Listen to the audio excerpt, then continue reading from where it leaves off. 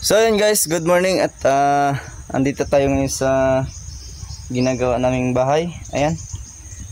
Ito at ito pala yung nagawa namin sa loob ng 3 araw kasi hindi kami pumasok nung isang araw kasi gumawa nga ako doon sa amin sa bahay ko. Ginawa ko yung process ko, so hindi tayo nakapasok nung isang araw. So ito pala yung ating nagawa. Ayan, 3 araw buhat nung pagka-buhos, no? Ayan siya. So ito siya. Dito, bintana dito. Doon,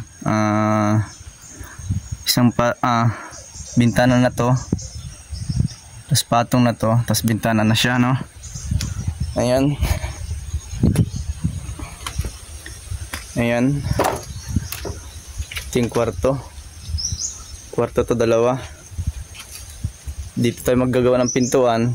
Tatanggalin natin yan. Tsaka dito. So yun. Tsaka sa likod mag-additional pa tayo doon.